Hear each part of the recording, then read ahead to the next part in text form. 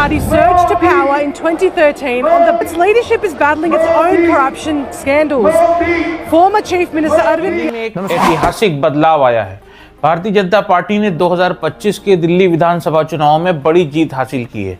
यह जीत सिर्फ एक चुनावी नतीजा नहीं बल्कि एक गहरी रणनीति और जनता के मूड में बदलाव का संकेत है। इस वीडियो में आपको बताएंगे कि कैसे बीजेपी ने एक ऐतिहासिक जीत दर्ज की, किन मुद्दों पर उन्होंने चुनाव लड़ा और किस रणनीति के तहत आम आदमी पार्टी को साफ कर दिया।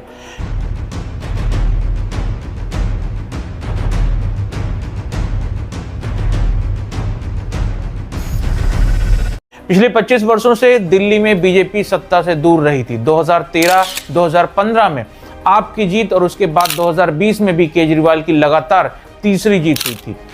दिल्ली नगर निगम एमसीडी में 2022 में बीजेपी की हार और आम आदमी पार्टी की फिर से जीत हुई, लेकिन 2025 में बीजेपी ने जबरदस्त वापसी की। दिल्ली विधानसभा चुनाव में अरविंद केजरीवाल की आम आदमी पार्टी को करारी हार का सामना करना पड़ा है। पार्टी को केवल 22 सीटें मिले हैं, जबकि भारतीय जनता पार्टी को 48 सीटें जीतकर लगभग 3 दशकों के बाद सत्ता में वापसी की है।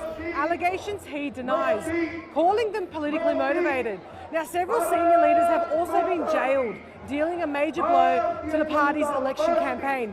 क्योंकि Kejriwal was a liar and didn't fulfill a single promise. Modi has guaranteed to honour his promises. On the ground in Delhi, a city of 20 million people, many voters express frustration with the incumbent government. They say a lack of clean drinking water, a contaminated river. सरकार ने आम आदमी party को राष्ट्रीय party का दर्जा बनाए रखने को लेकर सवाल खड़े कर दिए हैं, खासकर तब जब पार्टी के बड़े नेता जैसे मुख्यमंत्री अरविंद केजरीवाल और पूर्व उप मुख्यमंत्री मनीष सिसोदिया अपनी सीटें हार गए। आपको बताते चलें कि आम आदमी पार्टी की स्थापना 26 नवंबर 2012 को अरविंद केजरीवाल और उनके सहयोगियों की थी। यह पार्टी भारत में भ्रष्टाचार के खिलाफ चले आंदोलन, विशेष रूप से 2011 के अन्ना हजारे के नेतृत्व वाले इंडिया अगेंस्ट करप्शन आंदोलन से निकली थी। साथियों, मैं भाषण देने नहीं आया, लेकिन कल जो मीडिया के साथियों के साथ बदसलूकी हुई उस पर बस 2 मिनट के लिए अपनी बात रखने आया हूँ। मारपीट से नहीं चलता है और भारत एक जनतंत्र है। अगर मीडिया के साथियों के साथ हमारा कुछ मतभेद है तो हमें संवाद करने के तरीके निकालने पड़ेंगे। नहीं होने चाहिए, इतना समझना चाहिए इस आंदोलन के लिए, क्योंकि अहिंसा में बहुत शक्ति है, बहुत शक्ति है। अगर आपने हिंसा किया तो सरकार ने 2013 के दिल्ली विधानसभा चुनाव में पहली बार भाग लिया और 70 में से 28 सीटें जीती। अरविंद केजरीवाल ने 28 दिसंबर 2013 को दिल्ली के मुख्यमंत्री पद की शपथ ली, लेकिन लोकपाल बिल पारित न होने के कारण उन्होंने 49 दिनों के बाद यानी कि 14 फरवरी 2014 को इस्तीफा दिया। 2015 विधानसभा चुनाव आता है। फरवरी 2015 में हुए दिल्ली चुनाव में आपने 70 में से 67 यानी कि 67 सीटें जीतकर ऐतिहासिक जीत दर्ज की। अरविंद केजरीवाल ने दूसरी बार मुख्यमंत्री पद की शपथ ली। सरकार ने बिजली, पानी, स्वास्थ्य और शिक्षा क्षेत्रों में सुधार किए। आपने फिर से 70 में से 62 सीटें जीतकर सत्ता बरकरार रखी। इस दौरान मोहल्ला क्लिनिक, सरकारी स्कूल सुधार और मुफ्त बिजली पानी जैसी योजनाएं प्रमुख रहीं। 2022 के पंजाब विधानसभा चुनाव में आपने 92 सीटें जीतकर सरकार बनाई, भगवंत मान मुख्यमंत्री बने। 2022 में गुजरात विधानसभा चुनाव में आपने 5 सीटें जीती और राष्ट्रीय पार्टी का दर्जा हासिल किया। अब आखिर दिल्ली में क्या जादू हुआ जो बीजेपी ने आपको बिल्कुल साफ सा कर दिया? दिल्ली में भारतीय जनता पार्टी का प्रदर्शन अक्सर प्रधानमंत्री नरेंद्र मोदी की लोकप्रियता से प्रभावित होता रहा है। इसे ही मोदी मैजिक कहा जाता है। मोदी का करिश्मा दिल्ली के मतदाताओं को बीजेपी की तरफ खींचने में अहम भूमिका निभाता है, खासकर लोकसभा चुनाव में जहां बीजेपी को जबरदस्त जीत मिलती है। प्रधानमंत्री मोदी को एक मजबूत नेता के रूप में देखा जाता है, जिनकी छवि एक निर्णायक, ईमानदार और राष्ट्रवादी नेता की है। गरीबों, मध्यम वर्ग और युवाओं में उनकी लोकप्रियता बहुत ही ज्यादा है। उनकी व्यक्तिगत ब्रांडिंग और नेतृत्व शैली दिल्ली के मतदाताओं को आकर्षित करती है और इस बार ऐसा ही हुआ। लोकसभा चुनाव बनाम विधानसभा चुनाव, दिल्ली में लोकसभा चुनाव में बीजेपी को भारी सफलता मिलती है, लेकिन विधानसभा चुनाव में आप मजबूत रहती है। 2014 लोकसभा चुनाव में बीजेपी ने दिल्ली की सभी 7 सीटें जीती। 2019 आता है, लोकसभा चुनाव फिर से होते हैं, फिर से बीजेपी ने 7 में से 7 सीटें जीती। लेकिन विधानसभा चुनाव में 2015 की बात, 2015-2020 के बीच आपको भारी बहुमत मिला। इसका कारण यह है कि लोकसभा चुनाव में लोग मोदी के नेतृत्व पर वोट करते हैं। विधानसभा चुनाव में स्थायी मुद्दे यानी कि बिजली, पानी, शिक्षा, स्वास्थ्य ज्यादा प्रभाव डालते हैं। मोदी सरकार ने कई योजनाएं शुरू की जो दिल्ली के लोगों को सीधे लाभ देती है, जैसे प्रधानमंत्री उज्ज्वला योजना, गरीब परिवारों को मुफ्त सिलेंडर, आयुष्मान भारत योजना मुफ्त, जिसके अंतर्गत मुफ्त स्वास्थ्य सेवाएं दी जाती हैं, मुफ्त राशन योजना गरीबों के लिए जिसमें खाद्य सुरक्षा निश्चित की जाती है, जन धन योजना जिसमें कि बैंकिंग सुविधा और आर्थिक समावेशन का लिया जाता है, प्रधानमंत्री आवास योजना जिसमें गरीबों के लिए घर की व्यवस्था की जाती है। इन योजनाओं से दिल्ली के गरीब और मध्यम वर्ग के मतदाता प्रभावित होते हैं और शायद यही मोदी की गारंटी है जिसे जनता ने चुना। बीजेपी और मोदी की राष्ट्रीय छवि भी दिल्ली में असर डालती है। अयोध्या में राम मंदिर निर्माण का मुद्दा, धारा 370 हटाना, CAA पर सख्त रुख, राष्ट्रीय सुरक्षा और आतंकवाद के खिलाफ कड़ी कार्रवाई, इन मुद्दों से दिल्ली का हिंदू वोट बैंक बीजेपी की तरफ झुका। दिल्ली में बीजेपी की रणनीति और मोदी फैक्टर क्या था, आइए जानते हैं। चुनाव प्रचार में मोदी की छवि को मुख्य फोकस में रखा गया। प्रधानमंत्री मोदी है तो मुमकिन है, यानी कि मोदी है तो मुमकिन है जैसे नारों ने लोगों में विश्वास जगाया। बीजेपी अपने चुनावी अभियानों में मोदी सरकार की उपलब्धियों को जोर शोर से प्रचारित करती रही है। यही दिल्ली में भी किया गया और आप इसको काउंटर नहीं कर पाई। दिल्ली के बाहरी इलाकों में रहने वाले उत्तर भारतीय प्रवासी मंत्री मोदी की नीतियों से प्रभावित हुए। इसके अलावा केजरीवाल सरकार के खिलाफ एंटी इनकम्बेंसी ने भी काम किया। दिल्ली में पिछले 10 वर्षों में आपकी सरकार थी। शराब नीति घोटाला जैसे मुद्दों ने आम आदमी पार्टी की छवि बिल्कुल खराब कर दी। दिल्ली के मुख्यमंत्री अरविंद केजरीवाल हाल ही में शीश महल विवाद और शराब नीति घोटाले में चर्चा में रहे। आपने हमेशा अपने को एक आम आदमी की सरकार बताया, पर शीश महल मुद्दे ने उन्हें जनता के सामने एक्सपोज कर दिया। अब जनता ने समझा कि आम आदमी पार्टी वो नहीं है जैसा वो दिखा रही है। यह विवाद मुख्यमंत्री के सरकारी आवास की मरम्मत और नवीनीकरण से जुड़ा हुआ है। आरोप है कि अरविंद केजरीवाल ने अपने आधिकारिक आवास की मरम्मत पर 45 करोड़ रुपए खर्च किए, जिसमें महंगे इटालियन मार्बल, लग्जरी फर्नीचर और महंगी सजावट का इस्तेमाल हुआ था। आरोप है कि इसमें सरकारी पैसे का दुरुपयोग किया गया। आम आदमी पार्टी ने इसे जनता की सरकार बताया, लेकिन खुद शाही ठाट बाट में रह रहे थे। ये मुद्दा जनता तक पहुंच गया।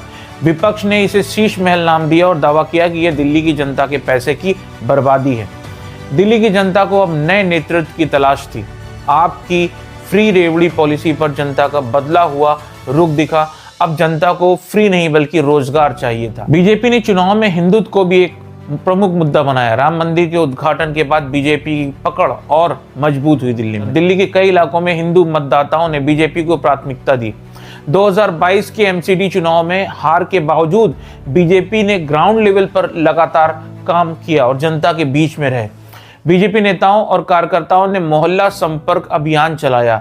गरीब और मध्यम वर्गीय इलाकों में सीधी पकड़ बनाई। झुग्गी बस्तियों में बीजेपी ने अपनी पकड़ मजबूत की। झुग्गी झोपड़ी संपर्क अभियान चलाया गया, जहां झुग्गी वहां मकान योजना के तहत लोगों को पक्के घर का वादा किया गया। इस रणनीति ने निचले तबके के वोटर्स को बीजेपी की तरफ मोड़ दिया। अच्छा तो हो जाएगा, इससे बड़ी खुशी क्या बात है। तो मोदी जी का बहुत दिल से शुक्रिया अदा करना चाहते हैं। बहुत खुशी है।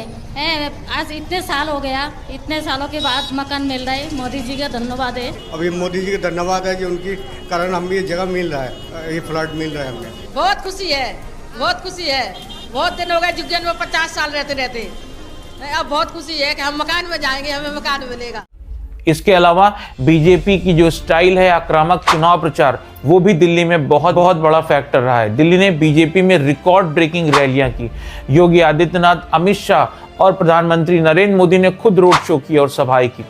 सोशल मीडिया पर आपके खिलाफ जोरदार कैंपेन चलाया गया, जिससे कि आप काउंटर नहीं कर पाया। बीजेपी ने आप सरकार की नाकामियों को उजागर किया। यमुना में बढ़ता प्रदूषण, बिजली पानी की समस्याएं जनता को बताएं और जनता को बताएं कि फ्री सुविधा देने से ज्यादा जरूरी है बुनियादी सुविधाओं का सुधार। कि आपकी दिल्ली में हार का प्रमुख कारण शराब नीति था, जिसने पूरी पार्टी को बैकफुट पर लाकर खड़ा कर दिया। 17 नवंबर 2021 को दिल्ली की केजरीवाल सरकार ने एक्साइज पॉलिसी 2021-22 को लागू किया। नई पॉलिसी के तहत शराब कारोबार से सरकार बाहर आ गई और पूरी दुकानें निजी हाथों में चली गई।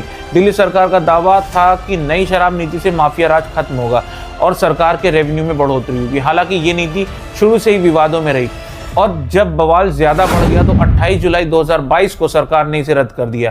कथित दिल्ली शराब घोटाले का खुलासा 8 जुलाई 2022 को दिल्ली के तत्कालीन मुख्य सचिव नरेश कुमार की रिपोर्ट से हुआ था। दिल्ली की शराब नीति में कथित घोटाले के मामले में सीबीआई ने अगस्त 2022 में एफआईआर दर्ज की। इस मामले में मनीष सिसोदिया, 3 पूर्व सरकारी अफसर, 9 कारोबारी और 2 कंपनियों को आरोपी बनाया गया। इसके अलावा शिक्षा घोटाला और बस खरीद घोटाले ने भी आपको कमजोर कर दिया। अरविंद केजरीवाल और उनके मंत्रियों पर लगातार जांच और गिरफ्तारी की तलवार लटकती रही। उसके बड़े बड़े नेता गिरफ्तार होते रहे। जनता की उम्मीदें पूरी नहीं हो पा रही थी। आपने बिजली पानी मुफ्त किया, लेकिन दिल्ली में बेरोजगारी और महंगाई जैसे मुद्दे हावी रहे। स्वास्थ्य और शिक्षा में किए गए सुधारों पर भी बड़े बड़े सवाल उठे। केजरीवाल सरकार और उपराज्यपाल के बीच विवादों ने आपकी छवि खराब की। दिल्ली की जनता को लगा कि यह सरकार सिर्फ लड़ाई में ही समय बर्बाद कर रही है। इंडिया गठबंधन का कमजोर होना भी आपकी हार का एक प्रमुख कारण रहा है दिल्ली में। अगर आप देखें तो जब केजरीवाल गिरफ्तार हुए थे तो राहुल गांधी ने इसका विरोध किया था, पर बात कन्हैया जी ने मुझे कहा कि अजीब सी बात है, केजरीवाल जी कांग्रेस पार्टी का बटन दबाएंगे और मैं आम आदमी पार्टी का बटन दबाऊंगा।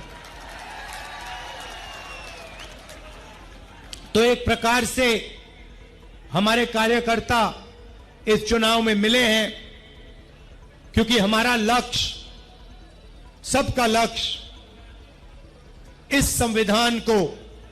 बाद में दिल्ली चुनाव के दौरान राहुल ने खुद ही केजरीवाल पर आरोप लगाना शुरू कर दिया, जिससे कि जनता में कांग्रेस और आप दोनों की छवि खराब हो गई, क्योंकि जनता समझ नहीं पा रही थी कि कांग्रेस पहले सच बोल रही थी कि अब सच बोल रही है। देखो, ये इनकी फोटो है, टीम केजरीवाल।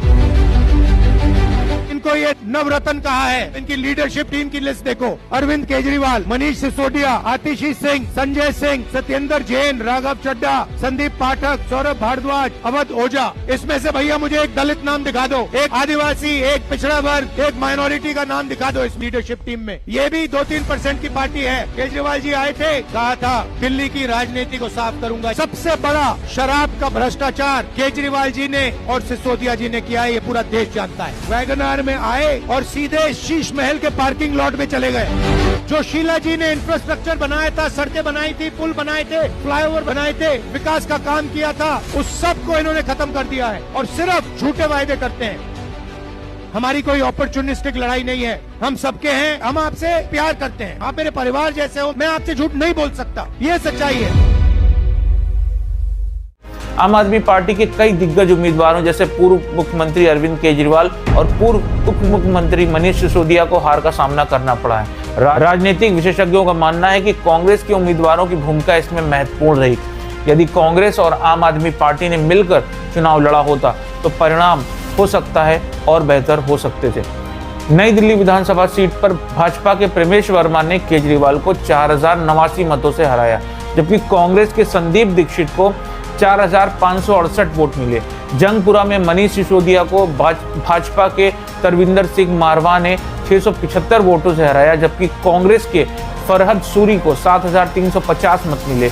यह स्पष्ट हो गया है कि यदि दोनों पार्टियां एकजुट होती तो हो सकता है कि स्थिति अलग बन सकती थी। खैर, अब जो भी हो, बीजेपी ने साबित कर दिया कि उनकी स्ट्रेटेजी और टीम वर्क आज की डेट में किसी भी पार्टी से उनको अलग करता है और मोदी के जादू का आज भी कोई तोड़ किसी पार्टी के पास नहीं है।